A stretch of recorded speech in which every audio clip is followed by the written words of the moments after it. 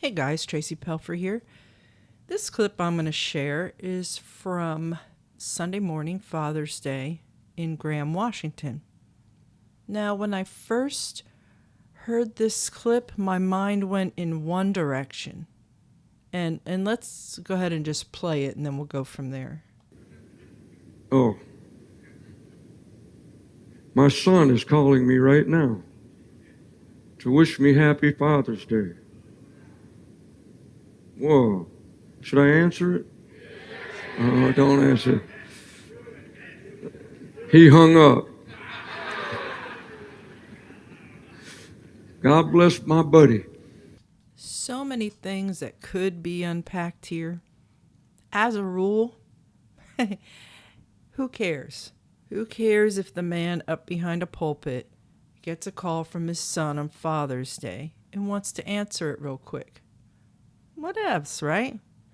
But who makes a big deal about going to the bathroom, coming in a little late, getting a drink of water as a teenager or anyone, acting like you're not laughing at his jokes? He went on a rant about that one time. And various other things, right?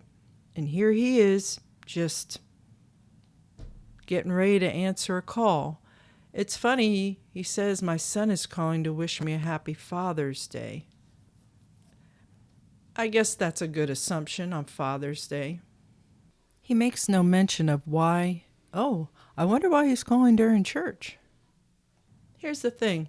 Here's a couple of things. Here's what shot out at me first thing when I heard this, when I saw this, was the first thing I said was, of course, it's a double standard. Of course, he's the man of God. He can think about answering the phone, but you cannot.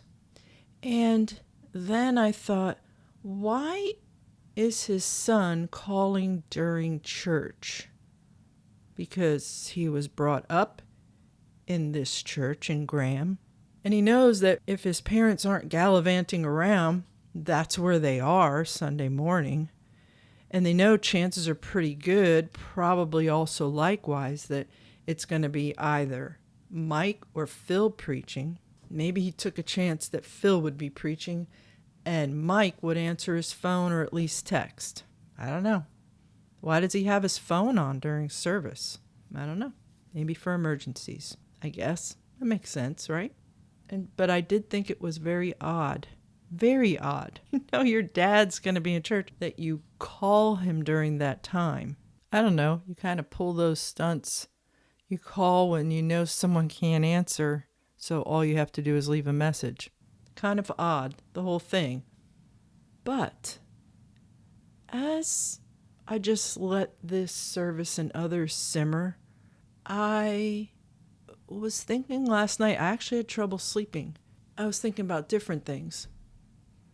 I actually felt kind of sorry for him. I don't know why even, but I did. He was anxious to answer the phone from his son on Father's Day while he's up at the pulpit preaching. I don't know.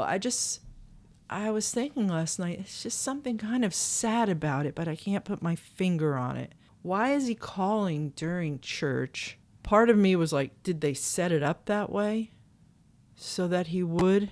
Being honest, I really did think that. I did wonder if it was like a show thing, since so many things are. But then I said, well, let's put that aside. Let's just think, is this normal?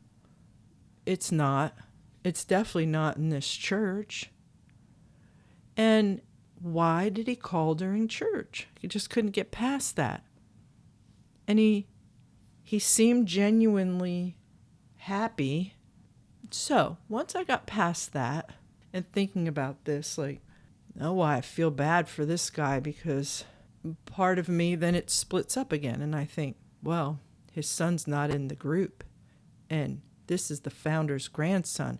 And this is the CEO's of the corporation. This is his son. Everyone thought he was going to Bible school, would marry someone in the church, and push out little future corporate followers. It never happened. And then there was a point when I first started doing this 2 years ago. I thought, well, that must be a blow to them. But then I was like, no, I don't think so. I think they meant for that to happen. The whole way they set up his education, his sports, all the things that no one else could do with their kids that they did. They were special. They were very special people. Maybe that's why, under the direction of the Apostle Davis, the first man up before the throne of God, per Mike KEKEL and Olson telling us that. God's missionary. He was still a missionary. He was still an apostle. I guess that's how God wanted it, right? That he was allowed to do stuff that no other kid could. That's how God wanted it? That was under his direction? Or was it? So he goes to secondary school and trots off to some secular job.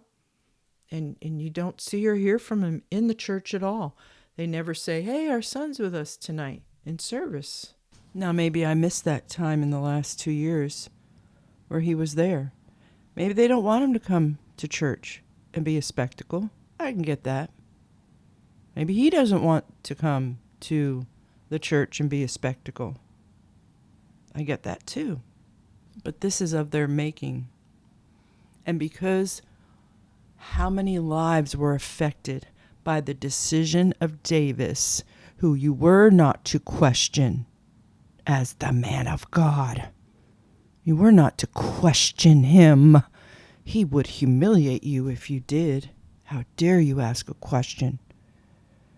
How dare you ask and wonder within you why the KEKEL son could do all these things and they all could go all these places, but you had to stay and work in the corporate cult. Why? And your kids.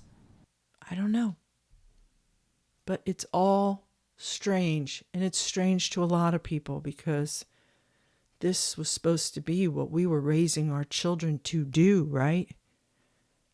And yet you find out along the way, well, this kid's going off to private school and he's involved in sports. Our kids aren't allowed to be. You think Mike KEKEL would not even let a couple on a Saturday morning for soul winning up in Graham when that chapel up there first opened and they started doing the knocking on door thing, which, wow, what a success, huh? It's just each year more and more people have quit. They've joined the quitters choir. But he humiliated a couple. I'll never forget it. It's so etched in my mind. Bobby and Chris Fears had a little baby. And KEKEL would ask if anybody needed, at the end of everything, he'd say, okay, does anybody need like someone to team up with? And Bobby raised her hand that she needed someone. And KEKEL was like, what? Why? Your husband's right there. Oh, well, sir, I got to go fix the car. Fix our car. Get it fixed. Their car. That thing that they had one of. That thing that he needed to get to work in. He ripped him a new one. Up one side, down the other. How dare he put that before soul winning? Oh, so the KEKELs were out knocking on doors. They weren't with their son at some soccer camp or something on a Saturday, winning their peers, their socioeconomic peers, persuading them through the power of God to come to their corporate building where God dwells, in the house of God, in the house of the Lord, in the house of the Lord, in the house of God. It almost starts to sound like a ritualistic chant. They say it so much. And KEKEL proceeded, humiliate this man. He had to hitch rides. He had to wait in line to get permission. Maybe maybe KEKEL saw fit to give him blanket permission till the car was fixed. When was he supposed to do it, Mike? On a Sunday? When he had to go back to work on Monday? When? That was so disturbing. And I know it wasn't just disturbing to me, because people who spoke up were just like, I feel so bad for them. Like, how are they supposed to? No one could figure out when could they get their car fixed.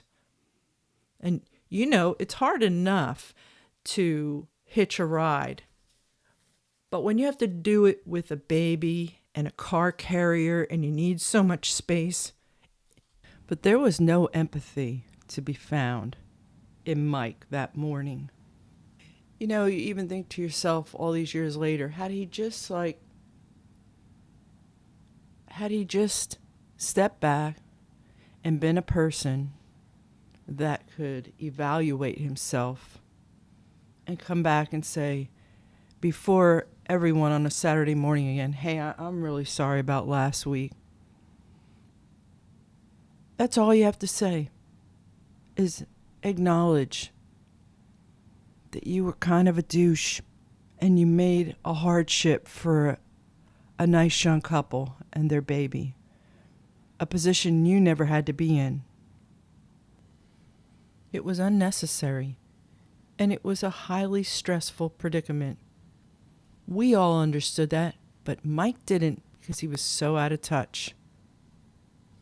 You know how much can be taken care of in life if the people who are in control of something would just be self-reflective and respond accordingly to people with compassion, with love, with understanding. The thing that you expect the most from what kind of people on the earth? People representing God. And yet, we're seeing in society, they are some of the worst players. You're better off, if that's the route you want to go in life, to find a small little group, something similar to what you read about in the early church, before organized corporations, before linking themselves and hitching themselves to the government for their tax-exempt status. Maybe things would be different. But there's always people who want power. They want power, prestige, money.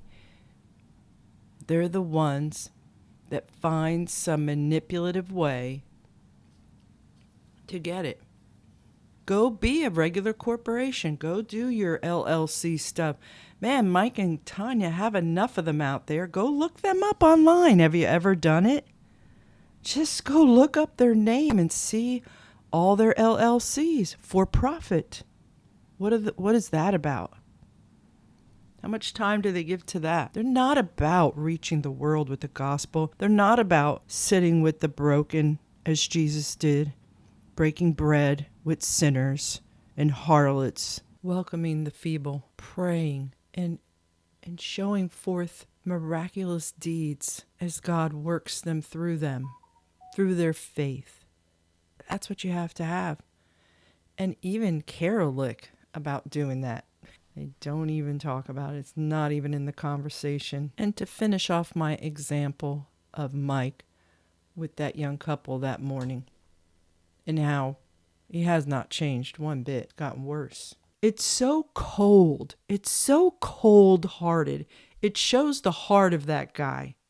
He can say all he wants. I didn't like all that permission stuff. I didn't like it. As soon as I could, I told Pastor, I don't want to get rid of this. He didn't get rid of everything, did he? No. And he did Davis tell him? He wasn't there to tell him, you make Chris Fears go out and put the soul winning first. It's not soul winning. It's solicitation. They're a corporation. So I was thinking about all that, and I went from feeling kind of sad for the guy to like, something's not right here. Something doesn't add up. Something doesn't seem normal. And I think of all the things he said over the pulpit and how it's like when he came back from the hypocrisy. when they came back from their 2 weeks European cruise. And then he starts getting on people about not being there for Sundays. Because Sundays, oh yeah, it says it in the Bible. You need to be in a church building on a Sunday, the house of the Lord, the house of God, the house of the Lord, the house of God, blah, blah, blah, blah, blah. If we say it enough times, you'll believe it. You'll believe you have to be in this building to get blessings. So I moved past that. And what it made me think of was the arrogance of Mike. Really instances of his arrogance. And I was thinking how he recently said how he knew about Dennis. He told Pastor Davis about Dennis. He didn't say what he said. And okay, you said something. You're going to beat your chest now and say, I knew. But the first man up before the throne of God and the apostle, as George Jordan and Olson referred to him many times. God's missionary. He was still a missionary. He was still an apostle. He didn't know. Okay, so let's believe your story and say, like Davis said, that God shielded his eyes for some reason. KEKEL knew, and he said something. So let's say that. Let's say Davis didn't know, God shielded his eyes. Let's say Mike knew, his eyes were open. He told Papa Davis, and what did he do? Did he say, bah, humbug, get out of my face, boy? What did he say? But more importantly, this is what I kept thinking about last night. More importantly is, what did Mike do? Mike doesn't get to come all these years later and straddle the fence and say, I knew, but then not take any responsibility for his non-action. You can't, that's not how life works. What did he do? If he believed what he saw was bad and not good, did he just enable the apostle by not doing anything, just being appeased, by just enabling him? But I was thinking, had Mike fought and made his point and just forget about this old man who wasn't going to do anything, and do it yourself, be a man, step up. What are you going against God by doing that? The big guy said in front of all of us that his eyes were shielded. He didn't know. He knew he made Dennis. Dennis had the parts already, and Davis used it to his advantage. That's exactly what he did. Mike has shown himself to be a bully, and bullies are cowards. He was a coward, and I am saying that because we don't see any evidence of how he absolutely, if he believed this guy was bad news, he should have warned people. It immediately made me think of my new friend, Gladys Jordan, whom I met maybe a year and a half ago, maybe a little more after I started doing this. She is a fearless woman who was in HOP, who tirelessly fights to get people out of there and to expose the crazy man, Dennis. Gladys and her husband got out, but her one son is still in. He's married. And I was thinking last night, maybe Gladys and others would have their children with them. Maybe they would have never gotten involved with that group. And really, I won't make him stand alone on this. That goes for anyone who knew. in that group. Anyone who acquiesced to the founding cult leader, R.W. Davis. Maybe. It's a maybe. It may even be a small percentage, but isn't some percentage better than none? The percentage would have had to increase from 0 to something had a public warning been put out, instead of being feared that the corporation would have a bad reputation. Had a warning been put out, then people could make their own decisions. Which, in hearing myself say that, sounds ridiculous, because most of our decisions that were made in the cult were not our own. We were indoctrinated to think a certain way. That's why there never was a public telling or warning. There wasn't, because they'd have to implicate themselves. And it's not just Gladys. It's so many others. And I see that woman, and she's out there, and you may think it's strange, but after she got out of that church out of Hop, she and some others with bullhorns trying to call to the people to tell them specific things, and out of love.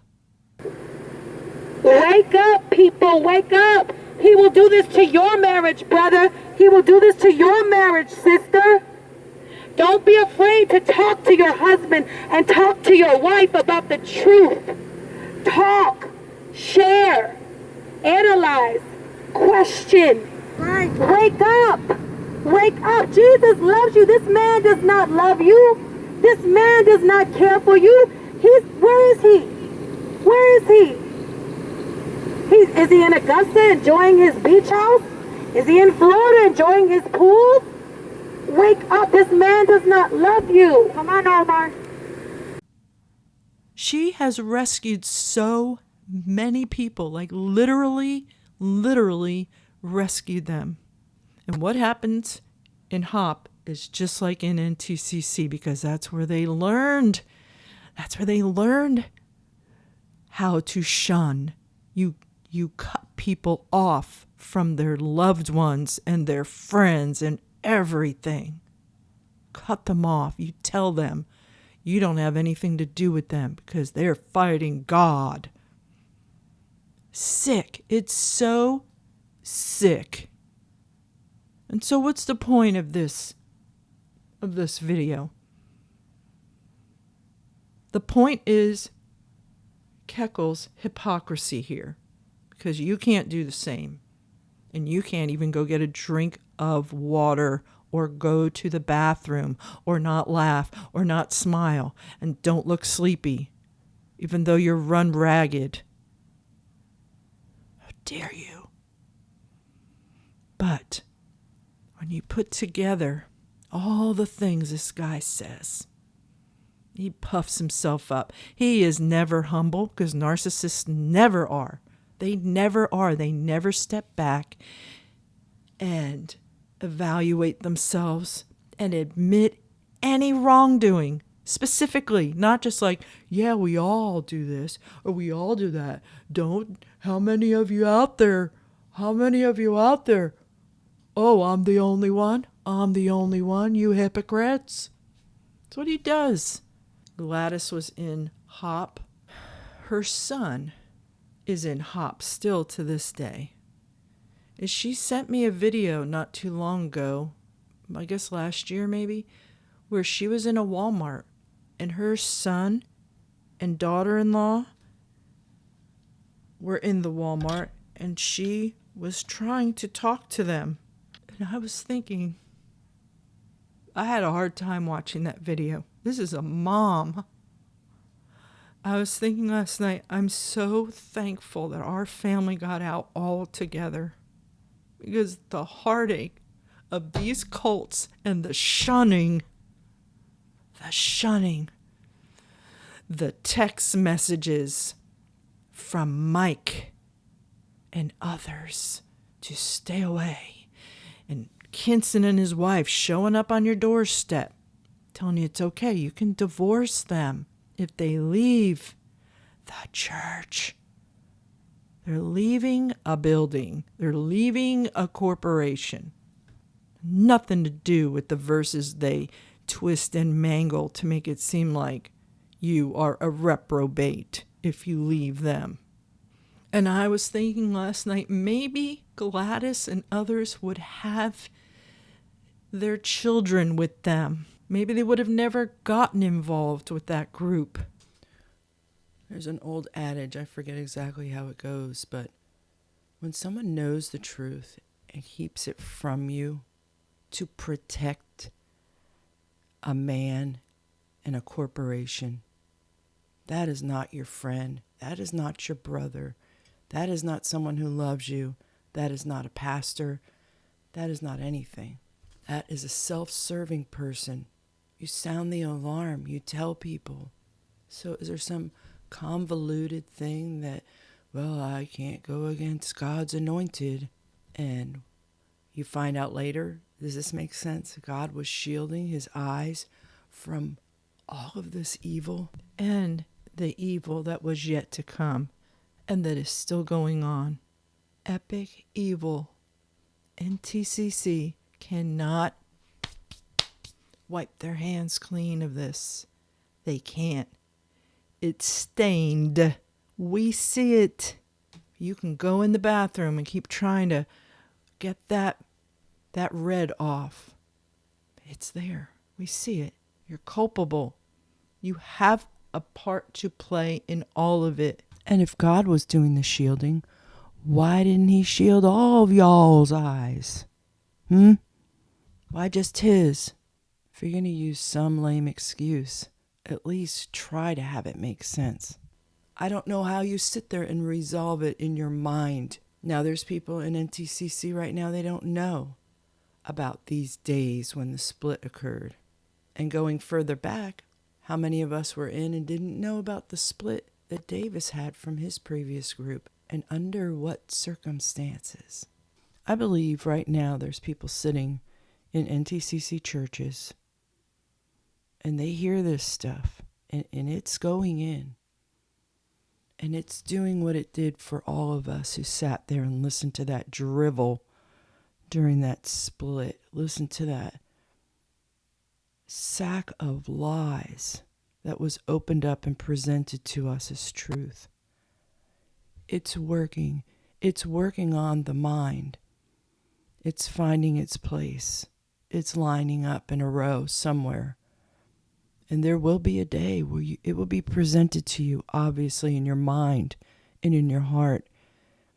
And you're not going to be able to ignore it any longer. And for those who have ignored it for decades and decades and decades, and I don't know, maybe their mind is beyond being able to be penetrated because they've built up such a crust of layers of gaslighting and indoctrination that there's just no ability. The brain has no unique functioning power anymore. And then they become full-fledged enablers, such as the people I see online all the time. I was looking at a video the other day of Gandhi in Junction City. I'll share some of that because he always talks about money, and he was to those soldiers. And I always look to see who likes videos, who is liking this stuff. If there's more than one or two, who is liking what Gandhi has to say? There's those in the organization that go around like Crystal Hall and Christine Devonshire and Ronald Woods, and there's no way they listen to all those videos, but somehow they're there. Amen, sir. Yes, sir. Amen. Praise God. On so many videos in the churches. It's sus. It's so sus. It's like the reviews for their churches. It's all the same people saying the same thing, just fa-la-laing around, taking up time visiting all of their churches. It's one thing to be, I'm supportive. But when you're trying to affect an algorithm because you don't have truth on your side, and God can't overrule a Google algorithm, really? You have to help it along? Nothing more than enablers attempting to suppress any negativity brought about by their own despicable actions. You can't bring any charge against the man of God. It's in the Bible, and we are self-appointed men of God. Therefore, we claim it. This is a video I found when I first started doing this back in 2023. It's kind of the whole lighting and the guy. It's very grassroots, but you learn a lot from it. And I'm going to be using it because I was listening to it again tonight. This first part, this is just part one. I'll put the link for it. But I want to focus in on Gladys's words. But then there's a young man named Andrew Lahan. I think I remember his family, if I'm not mistaken. And he shares something about what happened. Now, he is estranged from his family. As of this video recording, I forgot to ask Gladys, if you're out there, if he is still estranged from them. But what made me very sad as well is that here's another family where son and father are estranged. They likely did not this year of this interview exchange Happy Father's Day or Happy Birthdays. And I want to say one other thing before I play this clip. I hold this lady Gladys in the highest regard because she's selfless and she's brave. Because those people over in HOP, their tactics are similar to what happens when people leave Scientology and they harass and they set up fake websites and they say lies and heresies. And they tell lies about them, awful lies. She's had them put up pictures of her and others in bathroom stalls around the local area. And they're all outside of bases. Horrible. Because when you don't have the truth and you have a lie, you have to resort to tactics.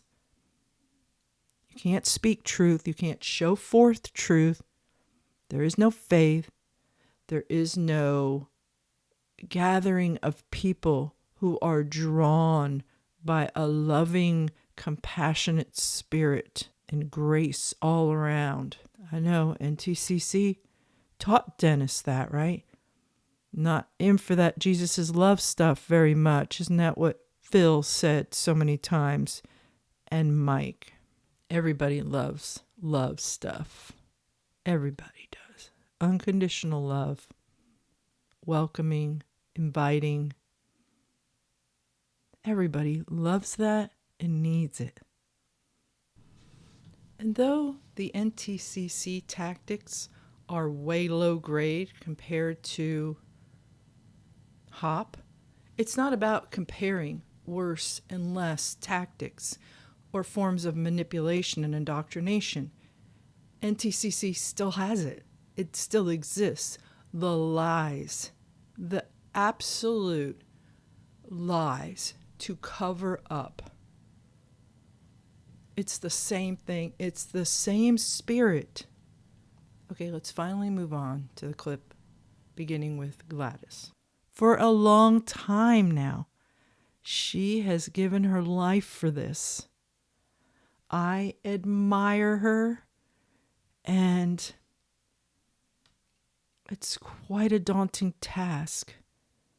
And that group they are criminals.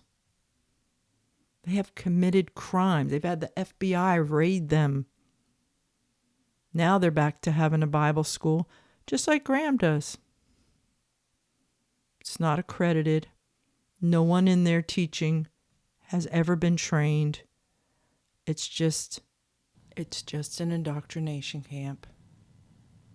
My beautiful sister, what's your name? Gladys Jordan. Gladys Jordan. I was called here today. I didn't know nothing about this. I'm going to tell you the truth. Probably less than 20 minutes ago. But my slogan is that I report what others ignore. You've heard of this church. And what's the name of it? House of Prayer Christian Church. Okay, and since I don't want to go over the same information we've already gone through, but can you call the cities across America that more of these churches are located at? Give the locations. They're also called Assembly of Prayer. There's 2 in Killeen, Texas, 1 in San Diego, California, 2 in Washington State, 1 in Augusta, Georgia, 2 in Savannah, Georgia, 1 in Fayetteville, 1 in Clarksville, Tennessee, and 1 in St. Louis, Missouri. That's all of them. That's all of them. And they're all near military installations. Why do you think they're near military installations? Because they prey on the military. And this is from 2019, this interview. So I'm not sure how up to date those lists of churches are. And can I speak? Where is he? He's at home. He's out of the church. But I was part of the church since 2004. Oh, so he's out too? He's out. Both of you all out? Yes. How did you all get out? Excuse me, but... We got out because I started asking questions. Actually, Arlen, he was my pastor then, and him and another minister, Gerard Robertson, because I was asking questions, they put me out of the church, and Ronnie Dennis ordered them to put me out of the church. Because to them, I was looking too much into it. I was finding out too much information that they didn't want out. What kind of information did you want? What was you looking for? Like the real estate fraud, because they have hundreds of houses, where they have people buy houses and they deed them to other people. My son was actually part of my son is still in there, Cesar Vargas. He's 24 years old. And right now, he's still part of the church. And locally? Yes, the Hinesville Church. Does he ever communicate with you? No, it's been 2.5 years since I've spoken to my son. He called his father? No, not at all. Ronnie Dennis ordered him to cut all communications with us. Anybody that leaves the church, nobody has contact. Dennis makes his members cut all communications with their families. Change phone numbers. My son has changed his phone number more than 5 times already. He's in the Augusta, Georgia church. What military base is near that? That's Fort Gordon. Fort Gordon. Fort Gordon, okay. So, no happy Father's Day from that son to his dad. And this next young man is Andrew Lahan. Anything else you want to share with us, my brother? What's your name, by the way, again? Andrew Lahan. Andrew Lahan. I wanted to share also, I had family in that church. My dad and my brother.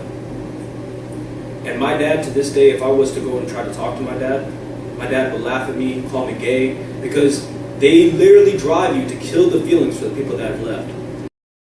So if my dad was to see me in Walmart, my dad would start yelling gay or homosexual, and they talk about me like I did a whole bunch of bad stuff. Whenever I was there, I did everything I could to help people. I would give them money, I'd give my parents money, people all over the place, I'd give them money, I'd do free work at their houses, trying to help people out. But now that I'm gone, now they just accuse me of all types of horrible stuff that I never did. I'll leave you with that to think about. The culpability of people in NTCC that helped create, that birthed, that spawned, for you gamers out there, that spawned HOP and created a second environment subsequent to NTCC, which practices shunning of family and friends just for leaving the group. the corporation. It's a corporation. I wonder where the Gladys Jordans are in NTCC right now, who will ask questions, about transparency, about accountability, and ask the leader, the CEO of the corporation, Mike KEKEL, how he thinks he's not in any way, shape, or form culpable or responsible for enabling HOP to exist, because he did not come out publicly to say anything. I will leave you with these words from both Andrew and Gladys. They literally drive you to kill the feelings for the people that have left. Talk, share, analyze, question,